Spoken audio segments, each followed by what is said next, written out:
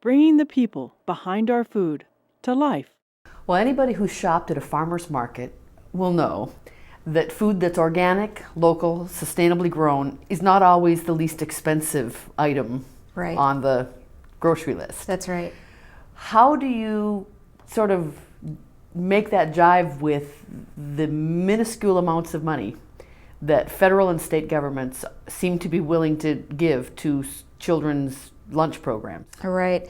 Yeah, it can definitely be an issue. And what we found in working through the Farm to School program is that the farmers that primarily benefit from this program may not be those that are at the farmer's market getting the highest dollar that they can for their product.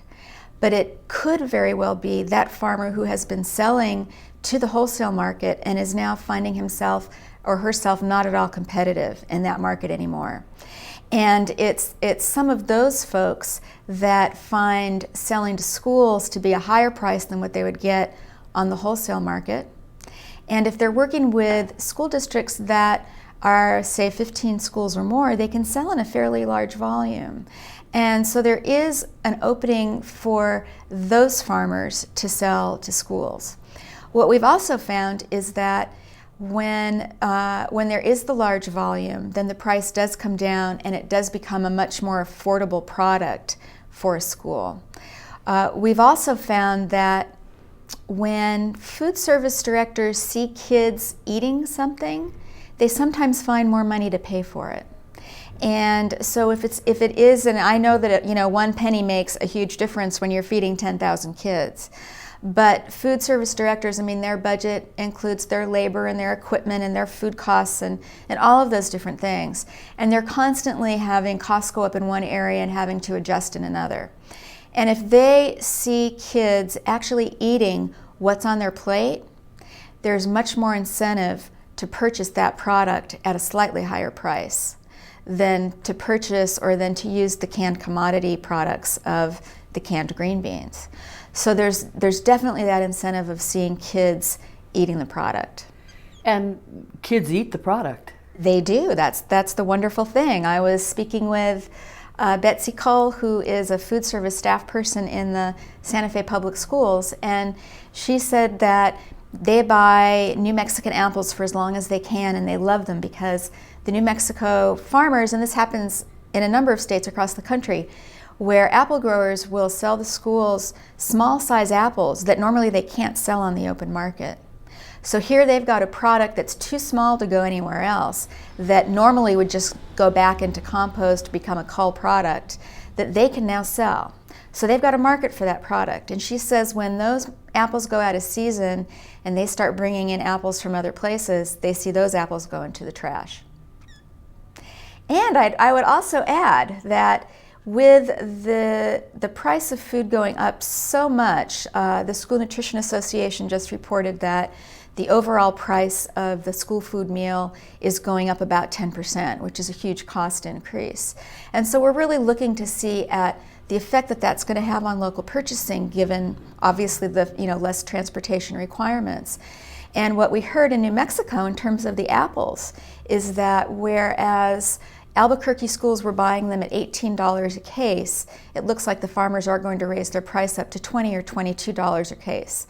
However, the apples coming in from out of state are going up to $32 a box.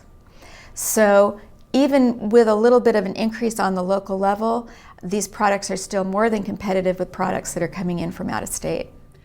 Some of us of a certain age can remember when school lunch programs and the lunch ladies actually did make the lunch Right. that they served.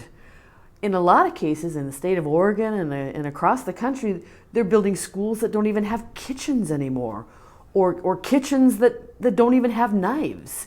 So how do you deal with those kind of infrastructure issues when it comes to wanting to incorporate more fresh local food in a kid's diet? Yeah, that's a huge issue, and clearly it's very hard to include fresh product when you don't have a kitchen and can't do that kind of food prep. So there's a couple ways that we look at that.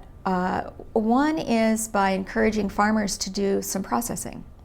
And there are a number of groups around the country where farmers have begun to, for example, make broccoli florets out of a broccoli crown, or dice onions or potatoes so that those are ready to use.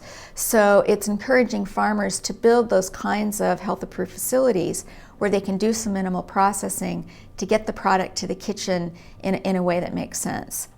If the farmers aren't doing the processing, then it comes down to the schools. And what we try to do on a national level is to encourage policies that will provide some funding for schools to be able to buy food processing equipment and to put in school kitchens and to get the equipment that they need. And so we have actually in the 2004 Child Nutrition Reauthorization, we did get established a farm-to-school program that would provide grants to schools, and one of the uses for that is to buy food preparation equipment, anything from knives to blenders to stoves to storage.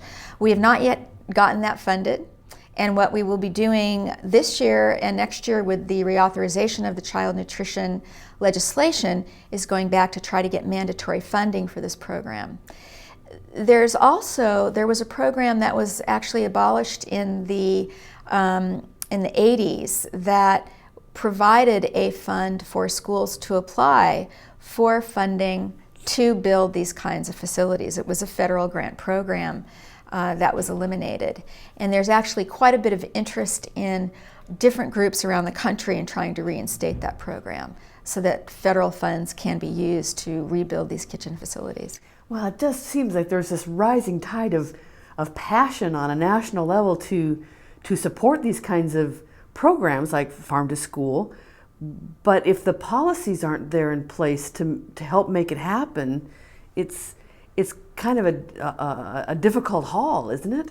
Well, it can be, but in some ways, Farm to School can start by a number of people meeting in a room to talk about what grows locally, what's in season when, what are the school menus, what products are they using, where might we be able to substitute some local product from what is being bought on a national scale. And so there are conversations, there are things that can happen without necessarily having a lot of money that can start farm to school programs.